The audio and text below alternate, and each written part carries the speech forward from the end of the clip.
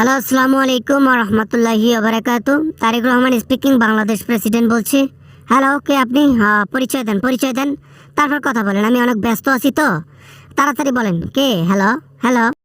Hello ভাই, ওয়ালাইকুম আসসালাম রহমতুল্লাহি বারাকাতু। ভাই আমি ভাই আমি সজীব ওয়াজেদ জয় ভাই, শেখ হাসিনার একমাত্র সুসন্তান আমি। জি, সুসন্তান। বলেন কি বলবেন? কেন ফোন করেছেন? ফোন তো আপনার করার কথা না। হ্যাঁ, কেন ফোন করেছেন? আবার দেশে ঢোকার কোনো প্ল্যান করতেছেন নাকি আপনারা? না ভাই, দেশে ঢুকবো না। আমরা কি আর দেশে ঢুকতে পারি? যদি একটু অনুমতি দিতেন তখন ঢুকতে পারতাম, এখন তো ঢুকতে পারবো না।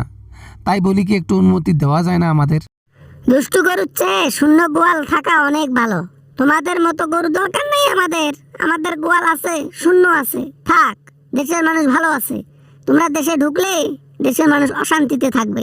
কি বলেন ভাই, এটা কোনো কথা কইলেন? না, দেশের জন্য এত কিছু করলাম, এত কিছু করে দিল আমার মা, আমরা করে দিলাম, তারপরও বিশ্বাস হয় না আমরা দেশের জন্য ভালো করব।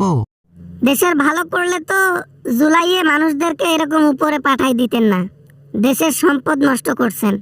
মানে দেশের সম্পদ, আমি মাটির কথা বলতেছি না, টাকার কথা বলতেছি না।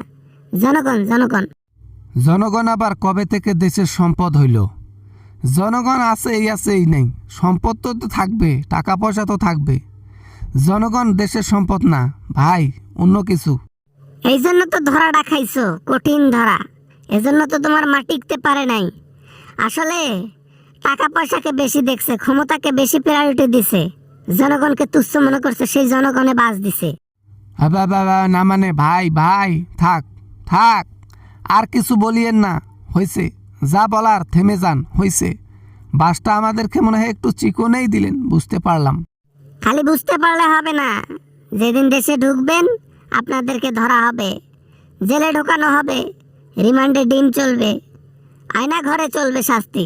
অপরাধীর কখনো ছাড় হবে না। হা, আমরা তো অপরাধ করি নাই। অপরাধ করছে প্রশাসনের লোক, তারা গুলি চালাইছে, তারা করছে, তারা দায়ী। আমরা তো শুধু এমনিতে ছিলাম আর কি, বসে। প্রশাসনের লোক হুকুমের পূজারি। তোমরা সরকার থাকা অবস্থায় এসব করলা, আর এখন বলতেছো প্রশাসন করেছে, তোমরা কিছু করো নাই। কি শিপিতে দুধ খাই নাকি, তাকে বুঝাইতেছো? না মানে আমরা তো আর মাঠে নামি নাই। এমন যদি হইতো যে মাঠে নামছি, বাস্তবে কোনো কিছু করছি, তাহলে না একটা কথা ছিল। প্রশাসনের লোকজন করেছে, তারা করেছে, আমরা কোনো কিছু করি নাই। হিসাব করলেও তোমার ভুলভাল, ভাষণ দিতে গেলেও তোমার ভুলভাল, এখন কথাও দেখি বলতেছো ভুলভাল। হ্যাঁ, দেশের মধ্যে ক্ষমতা থাকা অবস্থায় এসব হলো, আর তুমি বলছো মন গড়া প্রশাসনের লোক করেছে।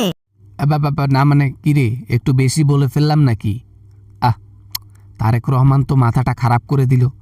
এই লোকের সাথে কথা বলতে চাচ্ছি কি, খালি ধরে ফেলে। হ্যালো।